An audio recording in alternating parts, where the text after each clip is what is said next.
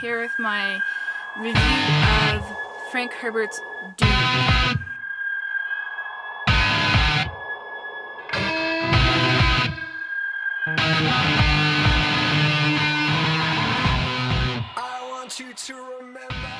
Dune was published in 1965. It is written by Frank Herbert, and it is the first book in the Dune series. It is one of the best-selling science fiction novels of all time.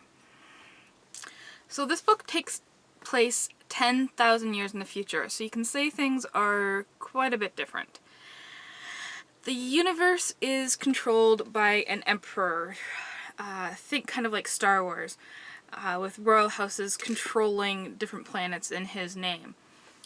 So Dune particularly follows the House Atreides, who have just been given the planet Arrakis to rule.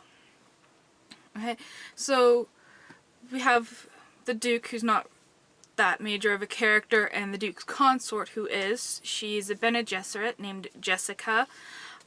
Being a Bene Gesserit means that she's extremely intelligent, and she's been trained since birth to have all these mental and physical abilities that almost make her seem like she has magic powers.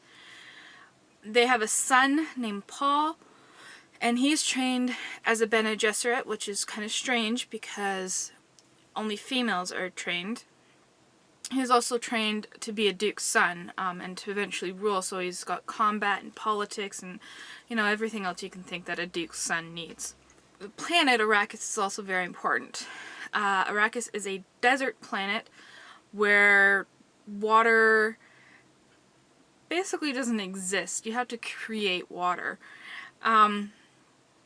But this planet is valuable because it has spice, which the universe uses for travels. It is very addictive. It's in food.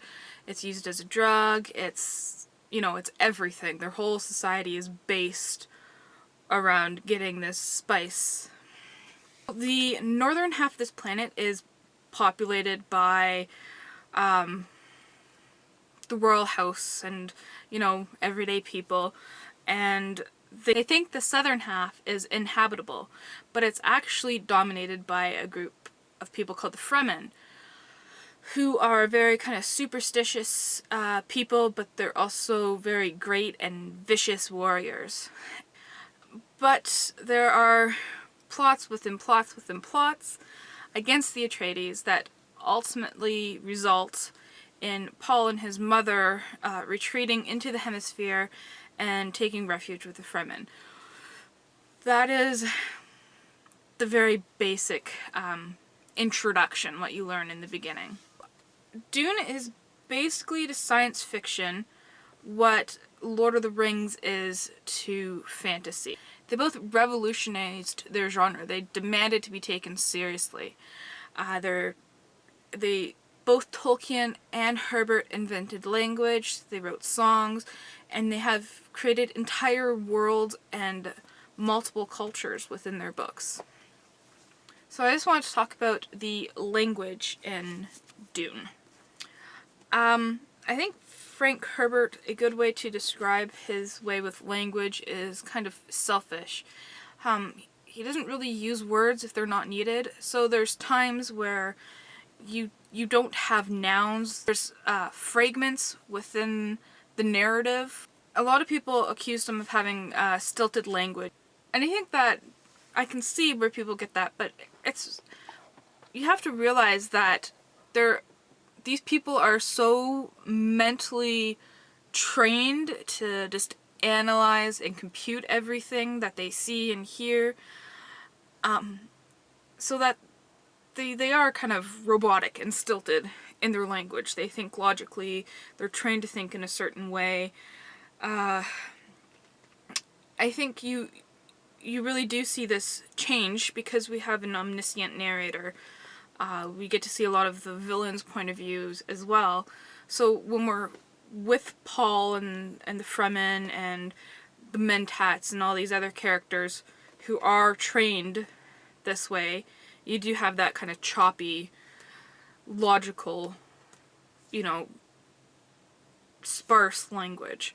But when you switch over to, say, the Harkonnens, who are the villains, you really don't see that as much. The language flows much differently. So, what I really like to do with books is look at the Goodreads reviews after I've actually read them, and a lot of people who rated this book 1 or 2 stars claimed that Paul was a Mary Sue or a Gary Stu character for Frank Herbert.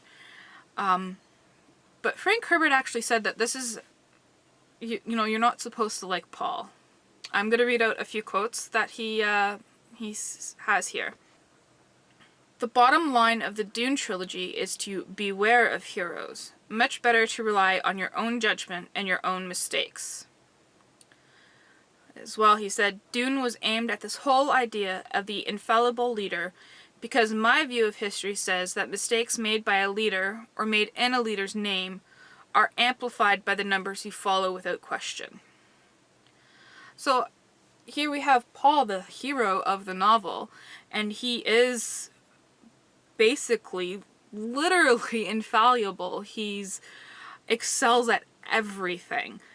So he's not a character that we're supposed to like. Okay, so we see this, actually it's very well done. There's 2 duels that Paul has, and it's not a huge spoiler, so don't worry. So the first duel he has is with a Fremen, and he says afterwards, you know, I didn't want to kill him. I never killed before, and I didn't enjoy doing it. And he cried, which is very powerful because that's, you're supposed to preserve your water, your tears and your sweat and everything.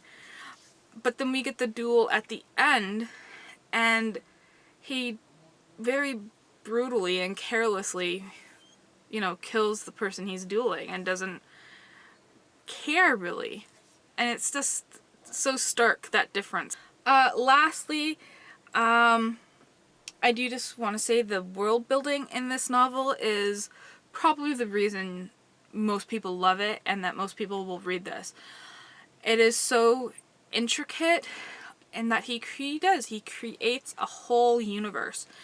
He explains the geology, the ecology, the meteorology, the economy, and then the multiple cultures and languages and the politics. It's mind-blowing how in-depth he goes in. So some people may not like this because while it does have lots of action, it is very well interspersed with lots of philosophy and religion and politics and, you know, stuff that some people may find boring. So overall, I gave this book 5 out of 5 stars. I'd just like to give a shout out to another review that I found on YouTube. I actually found this person through searching Dune book reviews, and I really liked his analysis of how the main theme of the book is how suffering makes us better, stronger, and smarter. So his YouTube name is Dante Paradiso 33, and I'll link that video in the description bar. So let me know if you've read Dune, what you think of it, if you're thinking of reading it after watching my review, and remember to keep on reading.